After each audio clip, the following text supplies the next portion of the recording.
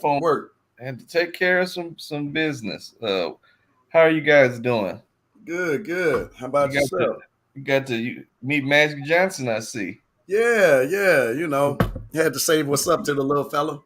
little fella.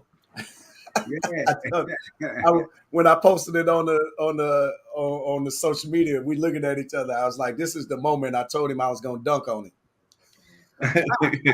this is this is what's see. Grandpa Uncle Pooper living my dream. Michigan State alum, never got to meet Magic Johnson. Uncle Pooper don't even care. Meet No, Magic. I'm a Magic. Everybody's a Magic fan, man. That's But that's I did let him know Isaiah Thomas is better than him. Detroit for life. Let's go. yeah, I respect that. You did what now? I told him Isaiah Thomas is better than him. Did you really say that to him? Oh, Absolutely not. hey, Magic. last time I understood him and Thomas Isaiah wasn't on good kissing terms, were they? Yeah, they fell out. They still party, or they got a little bit better. I'm not even sure. Okay. So I'm glad you didn't mention the name then. No, You no, might no. get out. Yeah. Here's the important question: did you ask him to come on the show? Man, he said he kind of busy on Tuesdays, man. Man, we could do this anytime. If Magic Johnson came on, I'll tell you I that. know that's right. Yeah. Man, he was like, it's like he got like that charisma about him, and he's like really personable, but it's even more in person. I couldn't imagine what he was like 20, 30 years ago, man. Like, That's crazy. but he was so humble and just down to earth. He was just Yeah. like really giving us some good business lessons and tips, and just talking about knowing your market, and like just all those like Starbucks, and like one funny story he was talking about because he owned like 125 Starbucks or something like that, right? Mm-hmm. But Magic does? yeah, he sold them back to Starbucks now, but he had built them over the years. Yeah. Oh, he But sold them back. Oh, okay. yeah, he was building all his stuff in the black community, right? Right. And so he said, "Now y'all know, you walk into a Starbucks in our community, and there's some scones in there." And he's like, "Black folks ain't eating no scones." He said, "I had to tell Starbucks, listen, we're gonna need some sweet potato pie. We gonna need some stuff that we eat if we gonna move." So he was like changing the menus. It was a really good talk, man. He's a really good speaker. And I really enjoyed him. I enjoyed him a lot, man. I Oh, did. yeah. That was But he nice. said he always up for a business venture. And he was like, "Hey, my office in Beverly Hills, Magic Johnson Enterprises, swing on by." I Yeah. was like, Okay. "Don't be acting like that, Magic. Don't get funny now when I show up." Yeah. That was cool, man. I feel like Magic Johnson would be like, "What are the numbers?" Oh, he didn't say yes. He said, "We'll vet you through the process." But yeah. Sorry, I'm eating. I've been in meetings all day. I ain't had a chance It's to all eat. right. It's all right. Let's beer in. Grandpa, what you got? Yeah. Well, I got down. Oh, standby. I'll stand here. I had a 6-pack there of Blue ribbon. Blue Ribbon, and so see, ain't no sense in going and find nothing else when I'm happy with what I got. That's how Grandpa and Grandma were married forever.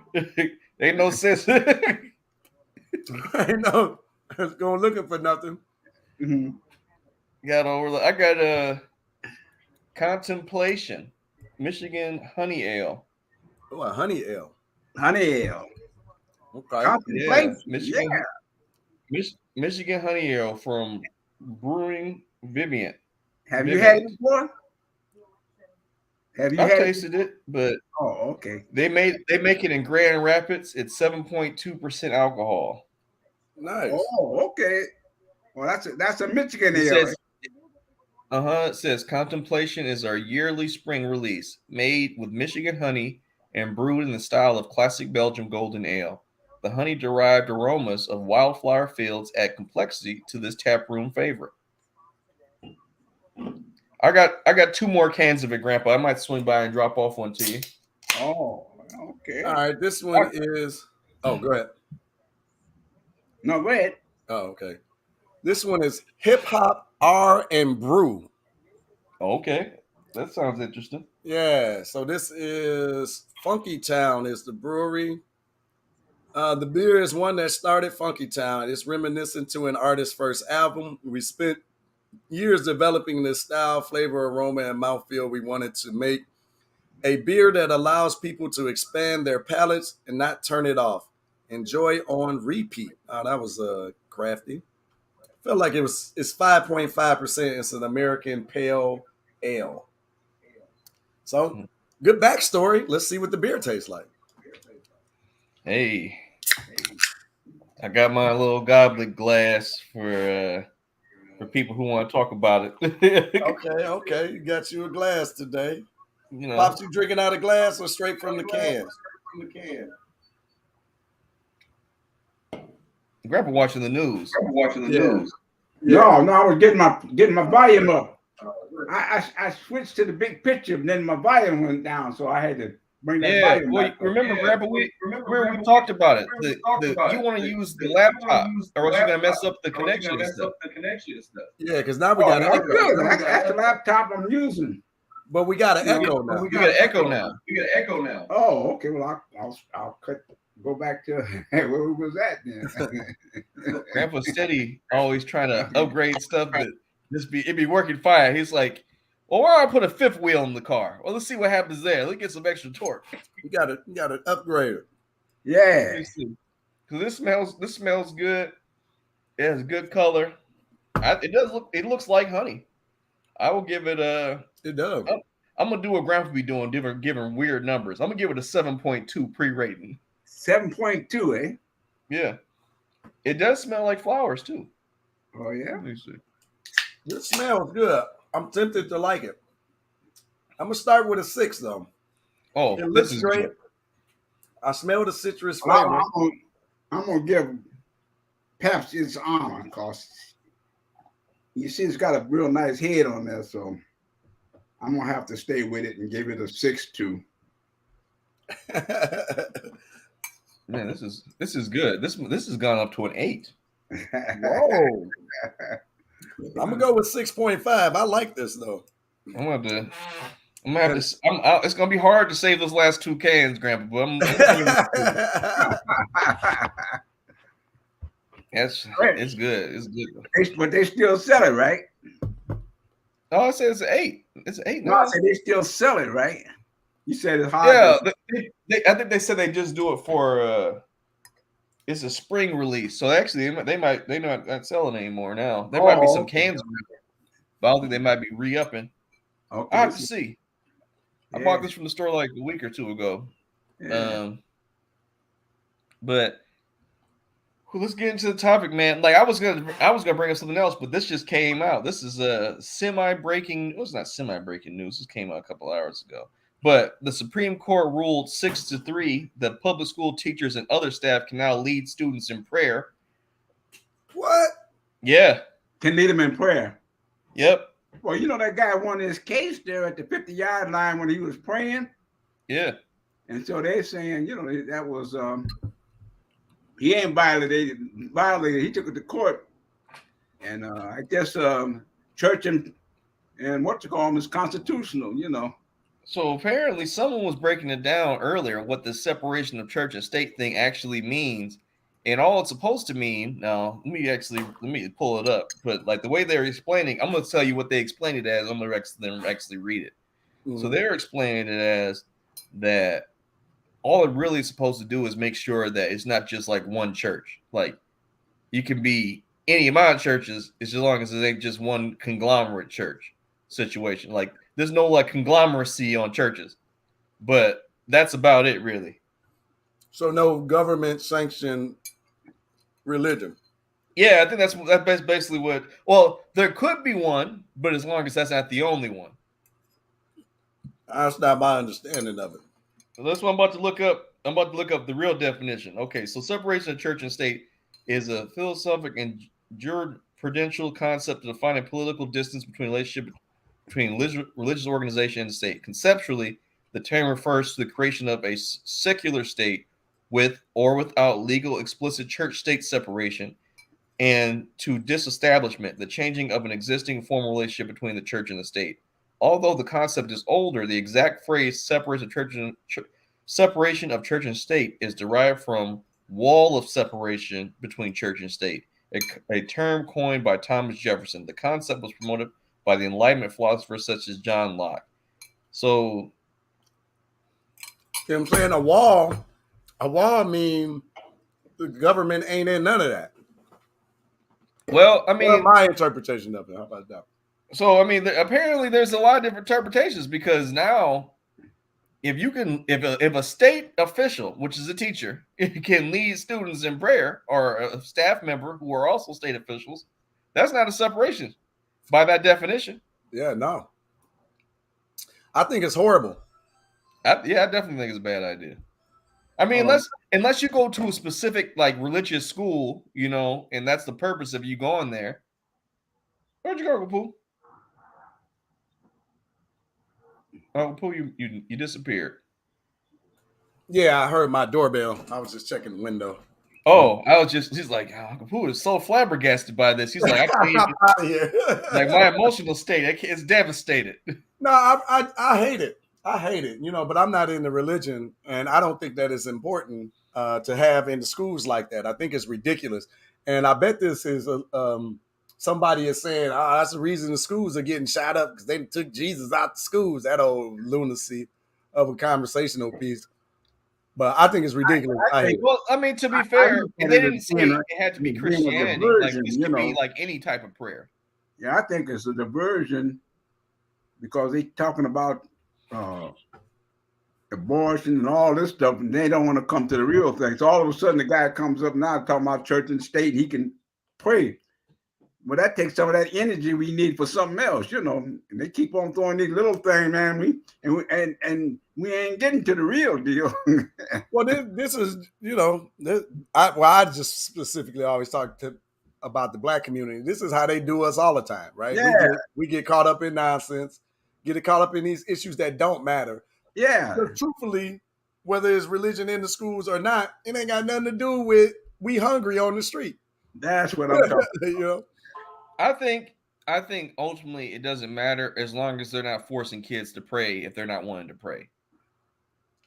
As long as, like, if the teacher wants to do it and they're praying to themselves, that's your business. But your kid, my kid, or your kid may not believe in the same thing y'all believe in. So there has to be the freedom of not participating in it if you're going to allow the freedom of participate. Here we go with indoctrination. Because if you're in the classroom and your children are being imagine the only Muslim child in the classroom, or imagine the only Yoruba child in the classroom, right? And all his friends are all bowed in prayer during this particular period, and that young child has to have the intestinal fortitude to stand up to everything that's happening around them, all of their friends doing it at the same time, and not conform. I think that's a terrible situation. I think this actually opens the door, or back door, essentially, for lack of a better term, critical race theory to be brought in schools. Because how can you argue against it now if you're allowing teachers to pray with the kids? Because if you ain't talking that whiteness, they ain't trying to hear. What I'm saying is, if we're going by the law, if you set a precedent where it's now okay to teach and do this in terms of praying in school, then you've set the precedent that other forms of education can be taught in school, which that will be another form of education, right? Well, that sounds logical. Then I mean, they gonna have to pick their poison because now they didn't open that door back because they try to close that shut, but now they didn't, like, someone's gonna be like, hey man, and it's gonna be hard for a judge to say no to that. I don't know, man. They'll do it. Like, logic doesn't seem to run the country. That's why I was getting to. It sounds logical, right? I give you that. Give me a short critical race theory. Critical race theory is basically it's a term that people are using to basically cover up the fact that people want their kids to know about real American history. It can't just be like, so here's an example. Teaching about redlining and what that really meant. What really happened and not. Yeah, teaching why, like, was it? Is it Southfield or I-75? Like, what was really there that they just demolished to make that freeway? Yeah. like that's what critical race theory is. But like that's just the term of it is what people will get thrown off by because they're like, what does this mean? And all that it doesn't sound right. But it's just teaching real American history or Yeah. just real world history. It's teaching history under the. I think that hit on my Cuba thing. I'm keep talking about. Let's talk some pre-Cuba first. Then you can understand what the critical race theory is saying. Let's what Joshua just said. Let's go back and talk about that, and then go to whatever you're going there. Well, so a key element with critical race theory is bringing in the race, right? So they want to talk about history in the context of like without naming who was harmed or who did the harming. Hey, That's what I was talking about. some stuff that happened in the past that all Americans didn't agree with and all Americans didn't prosper from. Yeah. Not, hey, there was slavery and white people did this to black people specifically, and then this caused these, like they don't want none of those details because supposedly little white boys and little white girls are going to feel bad when they find out what their grandparents were doing. Right? So, and the pushback against that from black people is, well, you don't got no problem harming black folks. I think they'll be all right.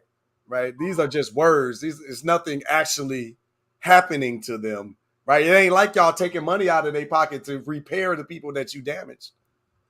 Well, that's right? What they're really afraid of. They're really afraid that once the truth really gets out in mass, that culpability will be the next thing that happens. And it should be.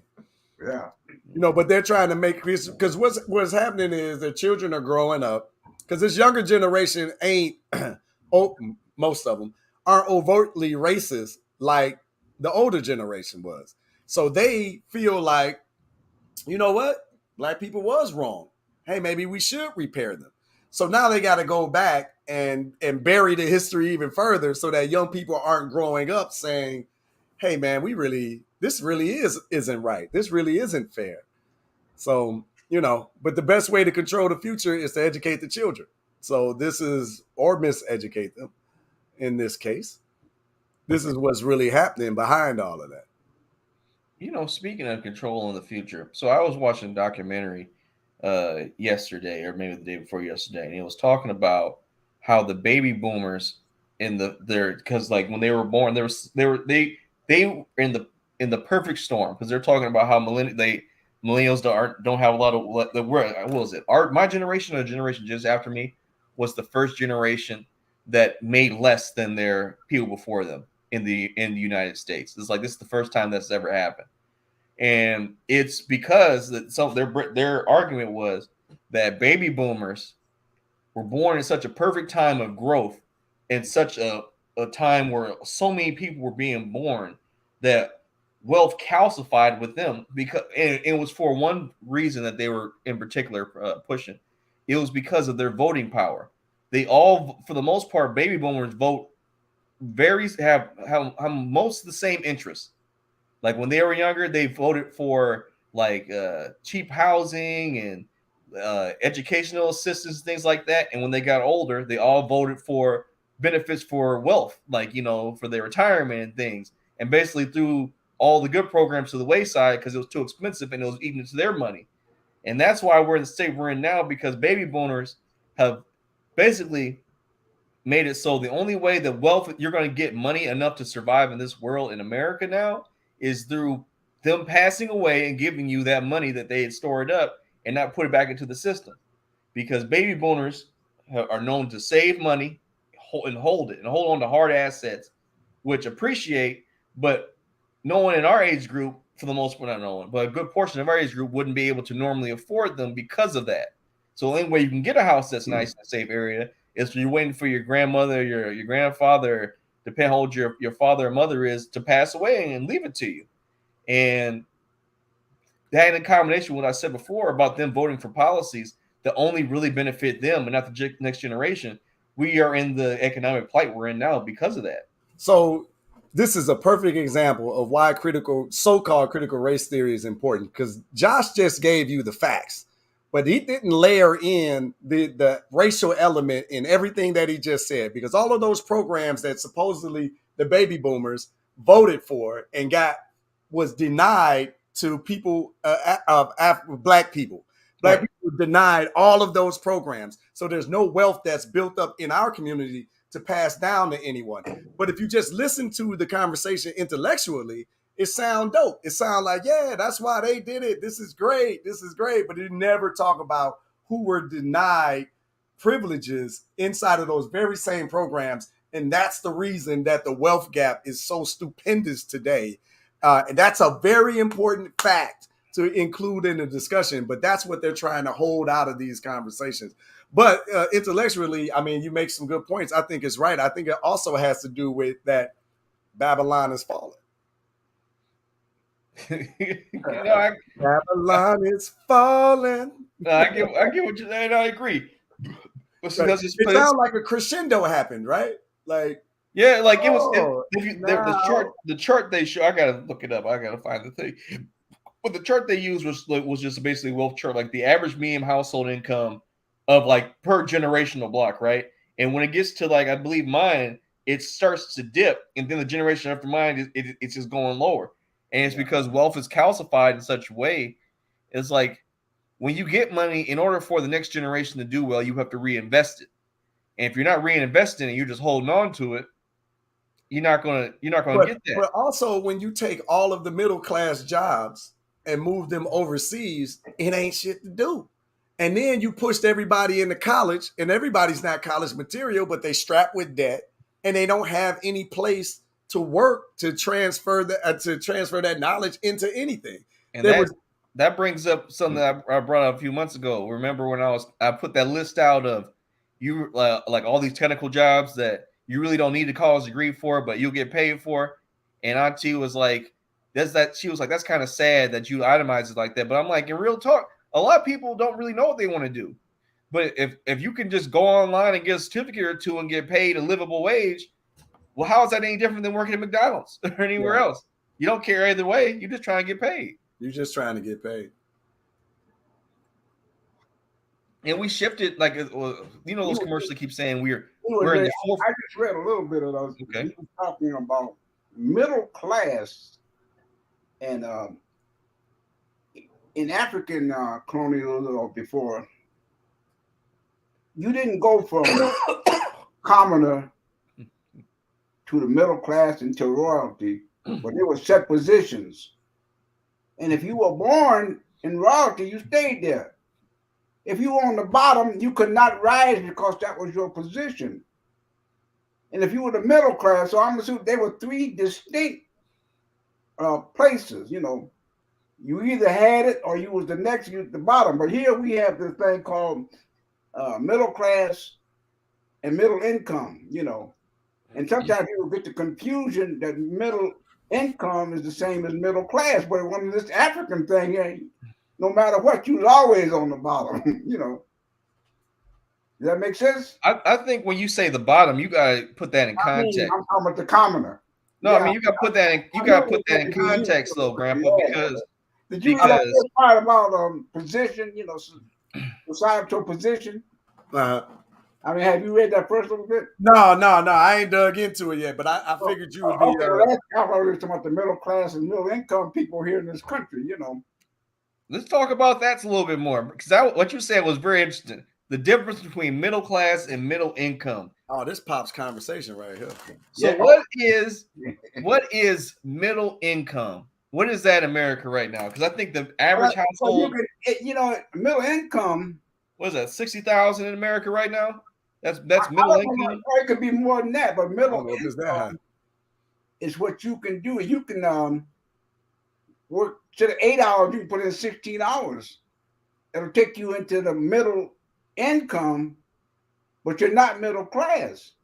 Because in order to be middle class, then you're going to have to be able to take a skill and go anywhere, and that's your position in life, Okay, so middle income, so you shoot them crap and you make a lot of money, Okay, hold on. This is from the Pew Research Institute. Okay. So the adjusted for household size, so depending on where you are, what state, the middle income is between $52,000 and $156,000 for a household. So that's like a household of 3 people. Yeah. Right.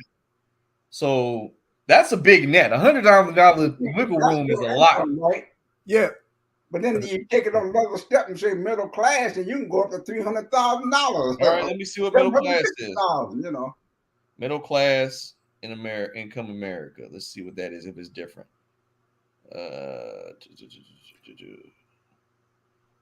All right, so there's tiers. So middle class is 53,000 to 106. Lower middle class is 32,000 to 53,000, and upper middle class is 106 to $373,000.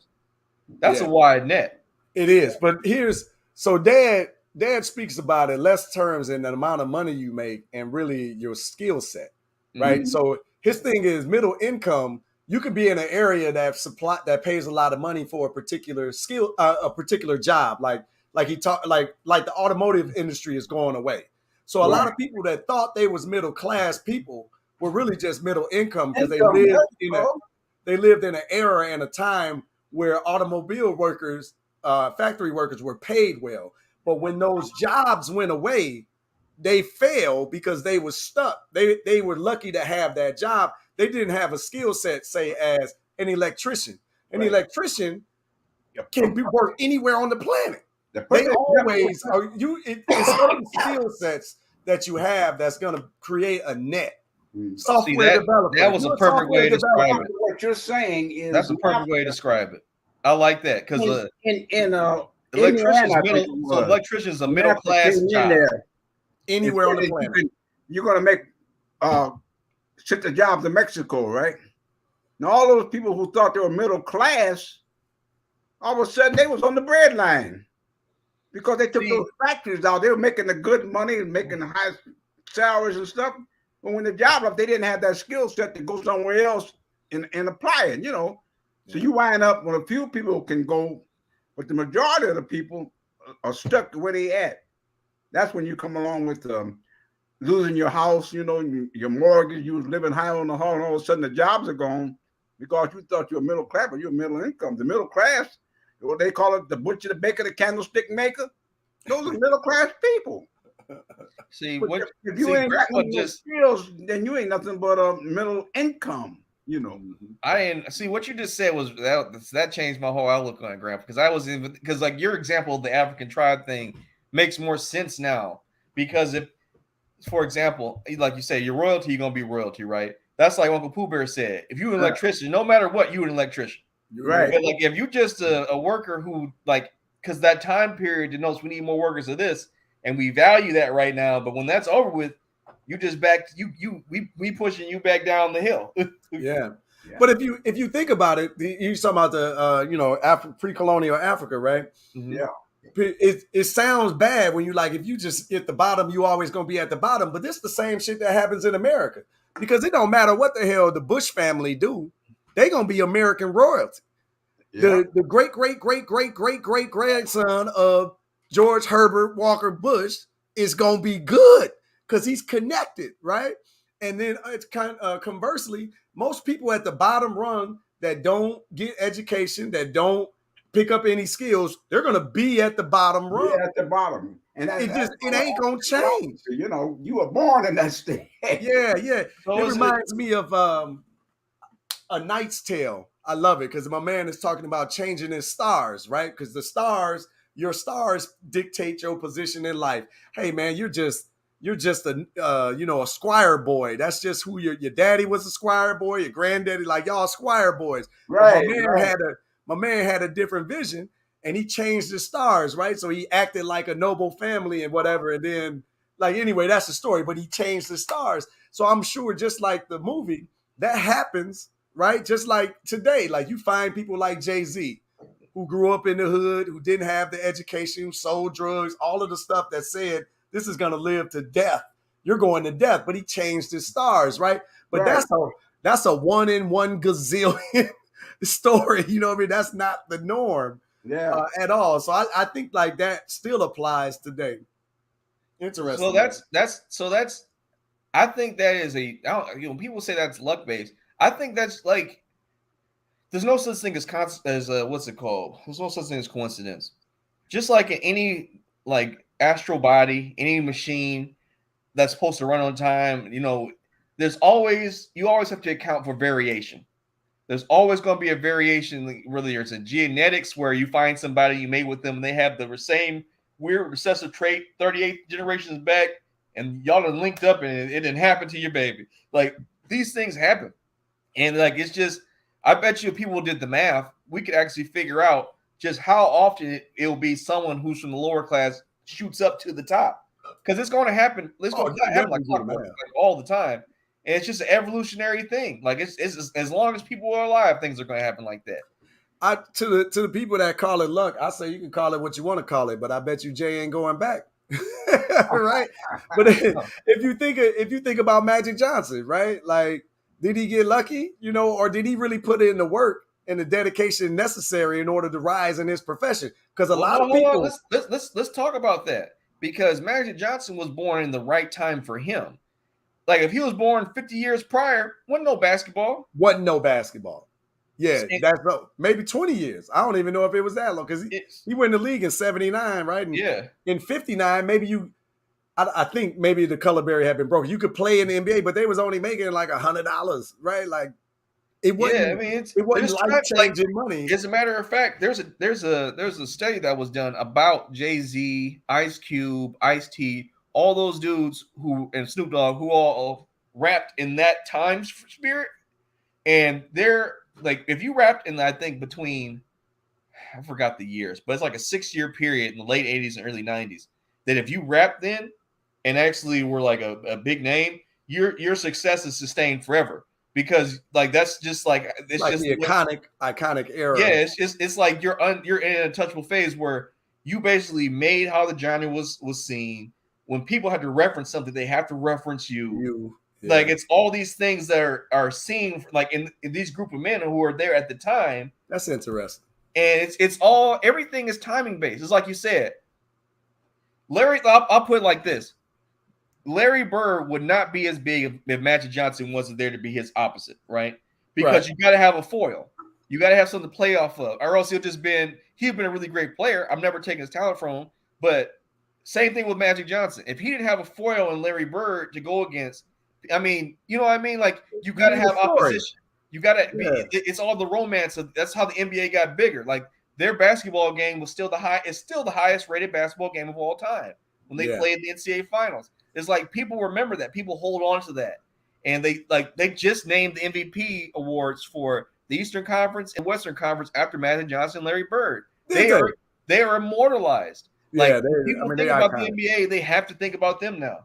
But even like, if you say, well, he was an athlete, this and that. Listen, a lot of people play sports. You don't make it. A lot of tall people play basketball. They don't make it. You can't take away from his talent, his work ethic, and all of that. But also, a lot of people make money and they lose it. Mm-hmm. You know what I mean? So just because you make money don't mean that you're going to make Magic Johnson money. This guy has always been on something different. So you just know he was a different specimen. I mean, all the way down to negotiating this contract where he got ownership in the Lakers. Like, that was insane. That was unheard of. Who does that, right? Which is why you'll never see that happen again, by the way, because he made too much money off of that, right? But I mean, the guy is relentless.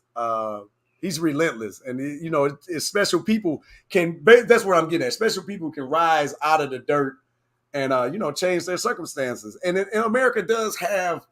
I feel like America gives more opportunity for those born in lesser situations to rise out, but that still don't mean that the odds is in your favor or that it's easy.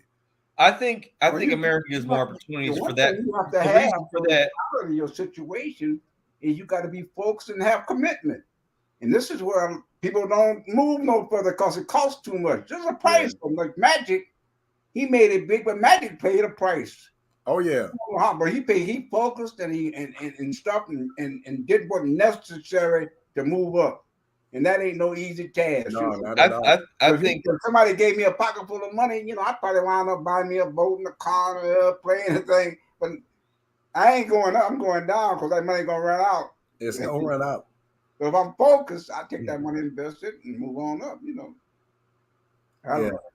It reminds me of Kobe Bryant. I was just listening to, I think, Baron Davis Baron Davis said when Kobe Bryant got to the Lakers, he was like the number one high school.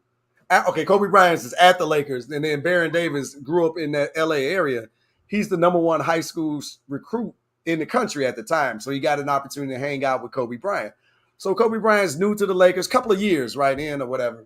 And I think this was before Shaq came. But he said he's sitting there with Kobe Bryant in his room, and he's like, man, it's all these tapes, like everywhere, tapes of the basketball games. And he was like, man, so, what do you do in your downtime? You go out, you party, you at the mall or whatever. And Kobe was like, nah, man, I sit here and watch these tapes. He was like, you watch these tapes, you don't go on no dates, no women. This, and he's like, nah, I sit here, I just like watching these tapes.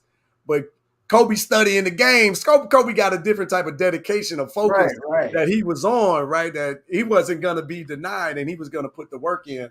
And that type of focus and work ethic just it isn't common. That isn't common. Especially to get millions of dollars and you still act like that. You know what I mean? Like, I can see, like, if you trying to get there, then a lot of people get there and get some money and then they relax. And like, it's like he got even more into Kobe, though, it wasn't about making the money, Right. It was he about, wanted to be great. I think part of that's true. I think the last few years in LA, he was just like those $40 and $50 million contracts a year. Well, that was on the way out. That was back. That was back over the years, right? Yeah, that's like Michael Jordan. That was back pay. You know what I mean? What you can call it what you want to call it, but he was definitely in for the money as a part of it. Well, I'm just saying. But if you notice throughout his career, he never maxed his contracts because he wanted to make sure that the team had more money and people. Conversely, LeBron always maxed his contract, but LeBron says he maxed his contracts not because he needed more money, which he didn't, because his contracts always set the bar. And if you set the bar, then that means even the lower, if his go up, even the lowest paid people got to go up. So he was like, he had a fiduciary responsibility to the rest of the players in the NBA. Because if LeBron start cutting his salary in half, their salary gonna get cut. No, you were saying like setting the bar. I've only heard him talk about it as a. I appreciate when that. he first got that $1 million contract, he thought he had set the bar. Nobody had $1 million before contract. Then somebody came along and raised the bar. He said, "Wait a minute, renegotiate." Not a $250 million like that. Yeah, but I mean, I didn't know that about LeBron. That's good to know because, like, when people talk about these players getting money, like you're doing it, you're going against the team. Like, I'm a player. I'm a glorified employee. The owner can do what they want with their money. Y'all need to be mad at these owners. Either go over the luxury tax and get me a championship, or shut up. Which LA will go over the luxury tax if they want to win. But that's it right there. Whenever people get mad at players, and he can, what football player signed for $250? Deshaun Watson or something like that. He got some crazy salary. Oh my God, that's crazy. I'm like, do you know he has a check and it got somebody else's signature on it? Like, somebody's paying him that money. If I'm paying you $250 million, what do you think I'm making? It ain't $251 million. I know that. But we taught. Let me bring this. Let me just be controversial. We taught to hate black men and black people. We always make them out to be the villain. Somehow the black person got to be the villain. Here's the triggers for black people. If a black man is making too much money, being too successful, he's a problem. If a black woman is being any type of sexual, she's a problem. Those are the two triggers for black people. Yeah. That are, it's actually for black women, it's two things. It's either she's being too sexual or she's not being sexual enough. They don't know what they want for black women. Black women can't win for nothing. They can't win. They can't win. They can't win in the community. They can't win out of the community. The only way a black man can win is if he's broke and he's out the way. That's a good black man right there. Yeah. If he broke and taking care of his baby somehow. That's how it is. But that is an interesting dichotomy. I just wanted to use that word dichotomy today. Yeah, that's good sometimes. Flex your vocabulary. It's good for you. But no, it's. I'm still thinking about Grandpa's example about it's essentially the caste system, and Is it really? I mean, at the very top, it doesn't matter what you have, but like in the middle part, right? Is it only skills based? Like, are you born into like the skills department, or is it still like some type about like, oh, you were born into this, like you have to do this type of situation? I'm thinking in terms of the that separation of being middle class and being middle income. And a lot of people might be deceived into thinking they were middle class when they were middle income. Mm-hmm. Because the middle class, you should be. It's sort of like you might be born into whatever it was. You could be an artist or whatever, but your skill is good anywhere you go. You can still make a living. Mm-hmm. But the guy that's making that income, hey, when the job goes, he gone. Mm. He went from middle class down to the bottom. And I don't think there's a separation there. Right. Once you be middle class, you don't go to the bottom. It's only if you middle income when you go to the bottom. That's my thinking. Yeah, I think that's true. I never thought about it in the sense of you're separating the income equivalent to the middle class. So, like, what are some staples? Like, you're always going to be this, right? Like, you can't fall out the middle class. Just like how you said you can't fall out the upper echelon, right? And that's example you gave. Like, so Uncle Pooh Bear said one electrician. Like, if you have good electrical skills, you should be able to provide for yourself. Yeah. What's another? And then too, they're constantly talking about how the middle class is dissolving, getting smaller and smaller. That was because there never was a complete middle class. The middle income people came in and disguised themselves as middle class. And if you look at all the places when they say this was a middle class area, no, this was a middle income. Because the minute something, like I said, when the jobs left here and went to Mexico, the ones who perceived themselves as being middle class found out that they were middle income. Because when the income went, they went. Yeah. Right there on the bottom. They get all of a sudden now they just like you. Yeah, on the street hustling, trying to make ends meet. Mm-hmm. I mean, we deceived into thinking we middle class when you just you making middle class money, that lower in middle class money. But like I said, there's a whole gap in the in that middle class. So should education be so public education? I think is supposed to be put is supposed to like traditionally it's supposed to teach you how to be an effective member of society. It's supposed to provide you with like skills like there used to be wood shop, electrical class, things like that, so you can get out next, get like a job or whatever. I don't think education today does that, and I think You don't think? I think we got into this thing where it's like, oh, why are you teaching kids how to do that, pigeonholing them to a skill set? But I'm like, to me, you should be able to have a baseline skill set to survive, and anything you want to do after that is just off the merit of you wanting to learn something else. Because I think as a society, when you're brought in, you're being educated, you should know how to do certain things that will allow you to at least get your foot in the door some places. Everything else after that's on you. I think you should know how to be able to get something that allows you to have food, shelter, and all that. And however else, like that should be a thing that you should have to worry about. Everything else after that should be you pushing for it or whatever. Because like I can't guarantee you everyone's gonna have a perfect life, but we should, with all the advances we have in technology and medical tech sciences, things like that, there should be some baseline skills that can afford people to have a good life without having to go crazy until they figure out what they want to do. And some people, we should also teach that you don't have to be a billionaire. You don't have to be a millionaire to live a good life. Like that should also be a part of it because those are unrealistic expectations. Well, if the educational system really gave a damn about the people, they wouldn't be teaching you about like all this literature and bullshit that they spend all this time on. That shit ain't doing nothing for nobody. You know what they could use? Personal finance skills. How to what do you need to be doing with your money? Even if you don't make a lot of money, here's some things that you can do on a monthly basis, like putting $50 in the life insurance policy of your children when they're born. Right? That's not inconceivable to anybody, right? That's something small. But by the time that child is 18, 30 years old, they got cash value built up in their policy. Like, why isn't this the conversation, right? If we was actually trying to help somebody, you in there got me studying literature out of England and Socrates, not Socrates, well, even Socrates' old thieving ass.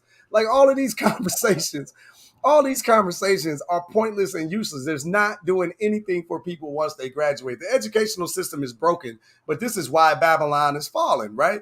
Because you're not doing the job to prepare your children for the jobs of the future, right? Maybe 40 years ago, the conversations was on point, but it's not. If you're not teaching your children about coding, cybersecurity, engineering, building up their understanding of mathematics and science, you playing games. They're gonna get lost in the sauce, and they don't know how to manage their money. Talk about a recipe for disaster. I think that to piggyback off your point, the education system is kind of like, I know it's not the greatest thing to go by, but what's that pyramid of responsibilities thing? You need food, shelter first, then this, Maslow that, hierarchy of needs. Maslow hierarchy. I think education is like, we're gonna go to the top and try to teach you all this deep mental stuff and skip over everything else that you need to be effective. Because I'm like, all that, I mean, you gotta teach people basic morality in order to like go to school and things like that. But you went to school to learn how to survive in the world. You ain't you want to debate, join the debate team after school. All the extra stuff could be an extra thing that if y'all want to really teach them, y'all can do that in your own time. Teach my kid how to get through out here and be productive. Period. It's even college. College is some trash. The first 2 years is nothing. Like you don't even it's like a repeat of high school with general studies. Oh, well, people don't really know exactly what they need to do. Then they need to stop going into debt to learn stuff, basic stuff that ain't gonna feed them into their future. You're spending $40,000-$50,000 a year in fucking English lit classes. They ain't got nothing to do with nothing. I already got a basic comprehension understanding of the English language. Let's get into the field that I'm going to be studying for the rest of my life. Why do I got to pay $100,000 before I get?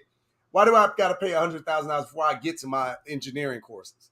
What good is philosophy doing? Oh, you need to learn how to think. I can read that outside of school. I don't need this. I don't need to pay you this type of money to hang around this environment, right?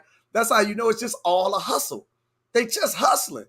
Babylon falling, man. You know, I'm ready to go. Like I see 2023, the Taylor's gonna be living outside the country. You know what's it call it? And the Greeks and the Romans used to go to the ministry schools in Egypt, right? But before you could even get admitted to it, you had to be like 40 years old. Like you already had to live a portion of your life before you even got to the extra higher education. Yeah, the Greeks and the Romans tell you that they sat at the feet of the Africans, but then they teach your children that the Greeks and the Romans discovered and figured out everything because they lying to you. And now they're trying to bury a critical race theory. How about just the damn truth then, right? The damn truth works. I don't know how you can put a bill called the damn truth through Congress. Like, I know you don't need to put it through Congress. We need to formulate our own schools that's teaching our children how to think and that's giving them the skills of the future. That's why I love what we're doing inside the Black Math Genius program because we don't have any restrictions. We're not inside. I love the plug. Hold on. Right. We don't have any restrictions. So we're teaching children the critical skills that they're going to need in order to be thinkers to move into middle class positions, right? Software engineering, cybersecurity, right? All of this stuff that you can't get into if you got a weak mathematical understanding. You're out, right? And our children are getting off base at third grade. By third, fourth grade, our children are falling behind in math, which wipes out most of the higher paid occupations in life, right? So they're subjected to a lower system. This is nothing but a caste system, but it's deliberate for us, right? Because they've changed the education that your children don't see themselves represented in any of these areas. So if they don't see themselves represented, they don't think that they can do it. And it defeats their confidence. And once their confidence is gone, it's over. It's over. Let's just hope he don't kill himself or kill somebody by 18. That'll be a good life.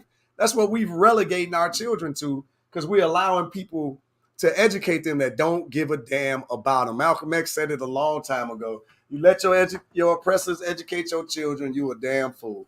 All right, he said it a little differently and more eloquently, but I think it makes the same point. I think I get fired up. Man. History plays more of a part. History is like putting the pieces together. I'm gonna see if I can try to explain what I want to say. But I've been to the Eiffel Tower, and I accepted the Eiffel Tower is a beautiful instrument structure, right? But I never knew what came before the Eiffel Tower and where did the money come to build the Eiffel Tower. This is why come history is so important. Come to find out that Haiti, the money from Haiti, when they robbed Haiti, that was the money that they built the Eiffel Tower with, you know. Wow. So you've got to be able to go back and find out. I mean, the Palace of Versailles, you name everywhere we've been or something historical, it's good. It's nice to know. But you got to know that what happened before then and how they got the money to do this, you know. Yeah. Such as King Leopold of Belgium, man, when he built Belgium up, you know, the city of can't think of the name of it. But anyway, in the Belgium Congo, they had I think the capital at one time, I think was when Patrice Lumumba came, was Leopoldville, I believe it was. Yeah. But now, if you know Leopoldville and who it was named after and who got rich and what they built whole cities over in Belgium from the backs of slavery. So it's good to know how this position got to be what it is, you know. I'm trying. Am I making any sense? No, you nailed it. But, you know, it just extends far beyond the Eiffel Tower and the Palace of Versailles. France ain't even a place worth mentioning without all of the treachery that they've caused around the planet and all of the theft that they performed on the island of Haiti or San Domingo, right? If you want to really get back into the history of it. But in fact, that whole European area ain't shit if they don't steal all the people and the resources out of Africa in the first place, right? And they'll say, oh, well, you know, the Europeans were just more advanced. No, they was just more treacherous. That's what they were. And that's how they act today. And that's why they don't want to give nobody nothing. They don't want to repair anyone because they know if they repair us and get us back on our feet, what we going to do on this planet, we going to take back over, right? And then they afraid that we're going to do to them what they did to us, but it's different. We're not that type of people. I don't think. I don't know about all of us. Most of us ain't that type of people. But but that's why they say white people are afraid of us, because they know what they would do if they were in our position. Well, they know what they did. Yeah. I mean, that's what the Crusades were about. Like, what is it? The Moors ruled over most of Europe. Yeah.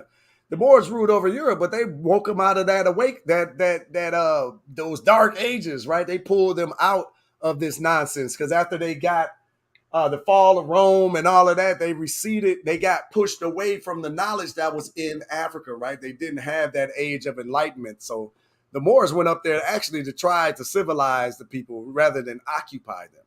But when you're dealing with a people that only respect conquering, that's all they talk about. And that's how they talk about the pages of history and the need to conquer the people that are occupying their area. They're just a treacherous people, man. I don't know. Again, not all of them, but enough of them. And it's too many of them that are passive. You know, hey, I'm not racist. I'm not into that. You also ain't stopping them from doing that, right? So you quietly complicit. Like, it just is. Here we go with logic again, though. You know, they don't operate with logic. Man, that's not the thing. What are you about to say, Grandpa? No, I'm listening now, so I'm all ears. You know, when you lean up, Grandpa, I was like, I know you. I thought he was coming in. Yeah, that's about to tap in. Yeah. Dang, time flew by. We got yeah, we were going at it today. Yeah, roll down the show. Yeah, I mean, I thought Auntie was going to show up today because I wanted to kind of talk about the abortion thing, but I didn't think it was appropriate to bring it up without a woman here. Nah, you can't do 3 men and abortion. Yeah, even though that's trash and that's garbage, I can't believe they did. Actually, I can. More distraction, right? Yeah. More distraction. They about to wind. All right, here go my final thoughts. They about to continue to wind black folks up because they about to tell you how critically important it is for you to come out and vote one more again for your white daddy, your savior of the Democratic Party, instead of speaking and standing on principles and force the Democratic Party or the Republican Party to earn your vote Ice Cube was right last time. We shouldn't have came out and voted for Biden. We should have let the Democrats fall on their face because they wouldn't have won without you. But here you go 4 years later in the same damn predicament, and you're going to do the same damn thing. But I'm going to watch from abroad because we getting out of here. Yeah, I don't know. You take the if we hadn't have voted right now, we would have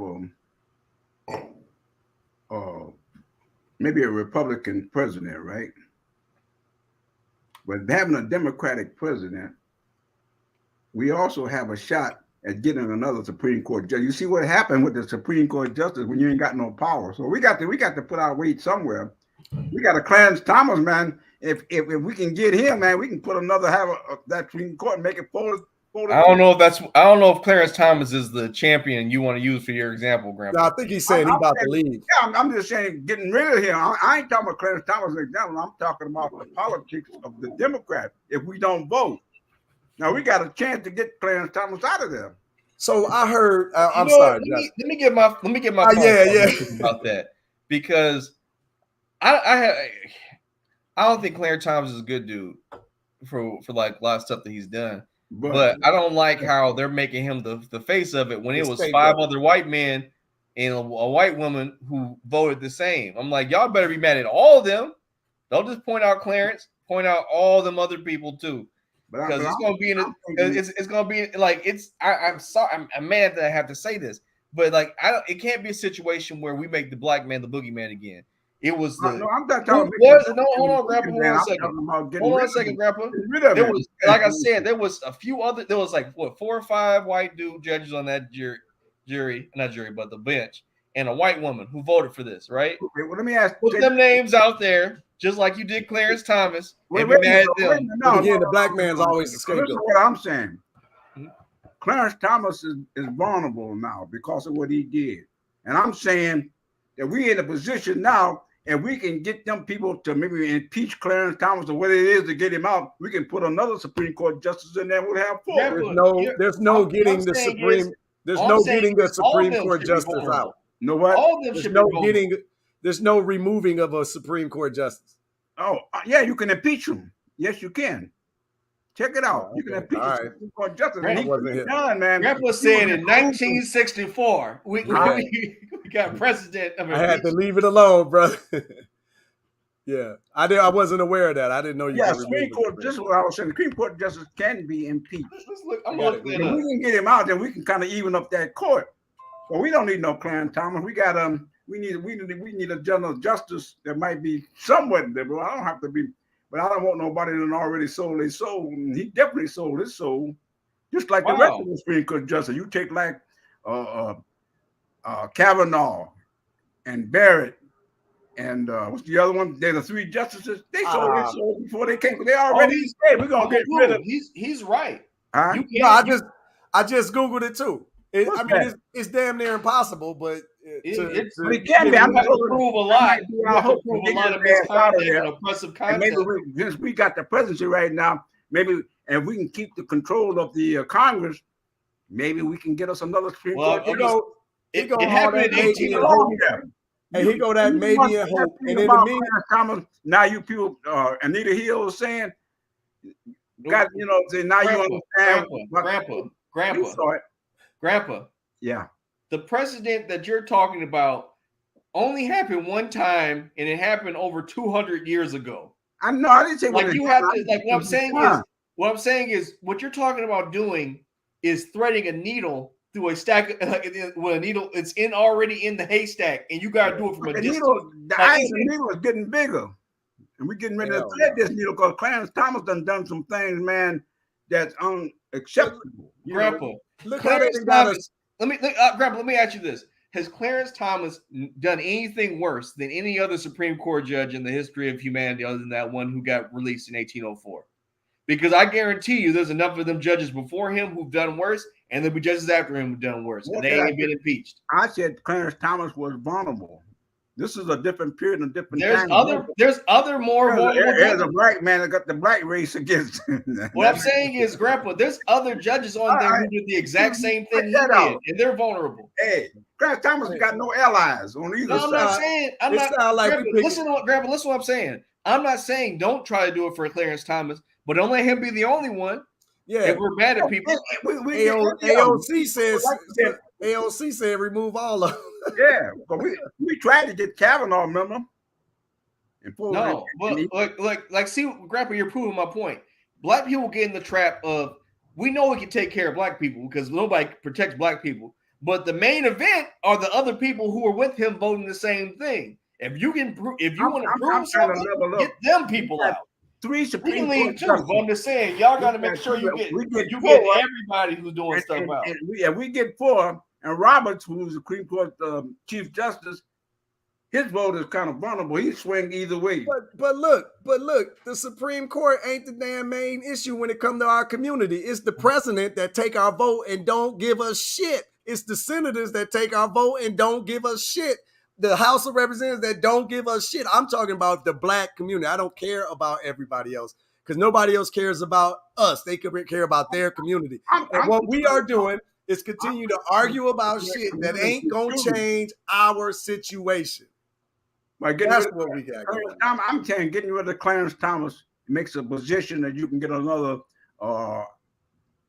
liberal or whatever you want, something close to liberal. But a liberal Supreme Court justice is not taking your presidential vote, promising you things and not delivering you shit. That's why come you gotta get rid of them, get them out of there. You ain't even you can't even stop voting for the Let's pick this up next week. More Supreme Court justice, and that would be 4 and 4, and deciding with the 9th vote would be what you come, Robert. We may have a chance of doing something. What are they gonna do now with a 6 and 3?